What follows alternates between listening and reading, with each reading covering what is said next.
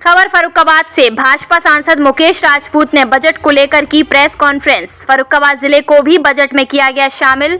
Farrukhabad Kasganj railway मार्ग होते हुए अलीगढ़ को जोड़ने के लिए होगा सर्वे, धन किया गया आवंटित।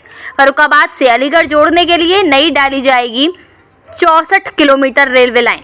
फर्रुखाबाद शाहजहांपुर मार्ग पर रेलवे लाइन डालने के लिए भी होगा सर्वे, धन किया गया आवंटित। फर्रुखाबाद राष्ट्रीय राजमार्ग पर बने तीनों पुल, काली नदी, गंगा, रामगंगा के लिए भी नए पुल निर्माण के लिए किया गया धन आवंटित। फर्रुखाबाद को बुंदेलखंड एक्सप्रेस वे से जोड़ा जाएगा।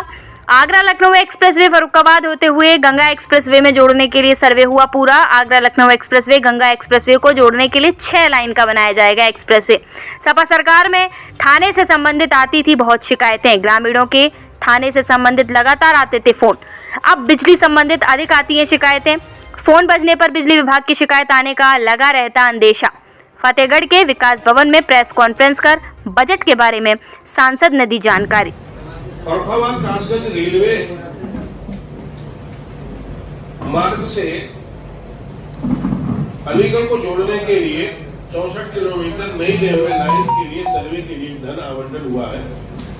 फर्रुखाबाद शाहजहांपुर कलानी नई रेलवे मार्ग के लिए सर्वे के लिए धन आवंटन हुआ है।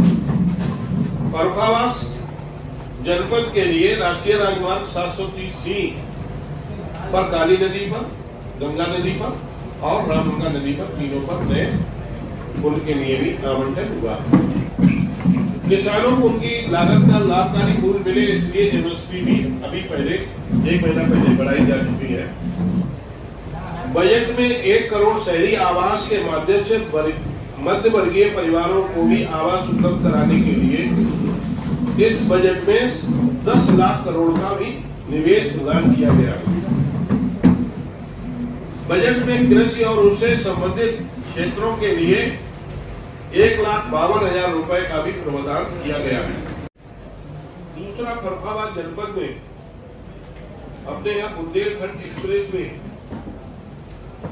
इसका सर्वे लगभग कंप्लीट हो गया है और सर्वे कंप्लीट हो गया और सर्वे को फाइनल इसी सत्र में फाइनल हो जाएगा। फाइनल होके इसके जमीन के अधिग्रहण वगैरह 1 साल के अंदर शुरू हो जाएंगे।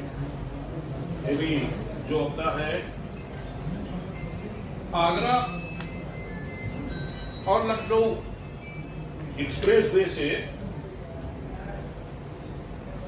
जो बुंदेलखंड एक्सप्रेस में आके समाप्त हो जाता था, वो आगे बढ़ते हुए नीम करोली और संकिसा के मध्य से होते हुए अपना हथियापुर के पास और हथियापुर से होते हुए जो अपना रवन्ना गुलजार बाग होते हुए राजेपुर चला जाएगा और राजेपुर से फिर अपना गंगा एक्सप्रेस वे में जाके मिल जाएगा। इसके बन जाने से फर्रुखाबाद जनपद का चौमुखी विकास हो जाएगा। हथियापुर के पास से निकलने से मतलब यह है कि हथियापुर से आदमी, यहाँ से फर्रुखाबाद का आदमी कट से उस पर एक्सप्रेस वे पे चढ़ेगा। अभी 6 लाइन बनेगा और आगे चल के 8 लाइन होगा। यहाँ पर चढ़ेगा और चढ़ने के बाद कट से वो गंगा एक्सप्रेस में रूपापुर में चढ़ जाएगा। या इधर से आप चलना है तो हम लोग अभी इधर से जाते चुनामऊ से सौरिक जाते, सौरिक से पकड़ते, फिर हम लोग आगरा के लिए जाते। तो हम लोग इस पर सीधे जाएंगे और सीधे जाने से हम सीधे आगरा है, दिल्ली है या चित्रकूट है या झांसी है, कहीं पर भी जाना चाहिए। या इधर से हम इधर प्रयागराज जा सकते हैं, गंगा एक्सप्रेस में पकड़ लेंगे। हम लखनऊ जा सकते हैं, पास पड़ेगा हमें रूपापुर से। हम लोग इधर चले जाएंगे तो गाजियाबाद से सीधे हम देहरादून चले जाएंगे, मंसूरी चले जाएंगे, हम दिल्ली चले जाएंगे। हम कहीं पर भी ये एक्सप्रेस में फर्रुखाबाद के लिए, किसानों के लिए, नौजवानों के लिए, पर्यटन के क्षेत्र को बढ़ावा देने के लिए हर दृष्टिकोण से महत्वपूर्ण ये एक्सप्रेस में अपना जो है बढ़ रहा है। ये हमारे लिए एक तरह से फर्रुखाबाद जनपद के लिए रोड के माध्यम से, कनेक्टिविटी माध्यम से बहुत ही सफल साबित होगा। और माननीय मुख्यमंत्री जी ने कहा था, मेरा भी अपना मानना है, माननीय मुख्यमंत्री जी ने कहा था कि जिस तरह से कानपुर का विकास हुआ है उद्योग के क्षेत्र में, फर्रुखाबाद जनपद का भी उद्योग बन के कंप्लीट होगा तो यहाँ पर भी बहुत सारे उद्योग लगेंगे, बहुत से ज्यादा इंडस्ट्री वाले लोग आएंगे, तो इस फरुखाबाद जनपद का चौमुखी विकास होगा। दूसरा, आरओबी इसी सत्र में बनने शुरू होंगे और विद्युत के लिए भी जिस तरह से विद्युत इस समय फरुखाबाद जनपद में डिस्टर्बेंस है, मैं देख रहा हूँ, चाहे ग्रामीण क्षेत्र हो चाहे शहरी क्षेत्र हो।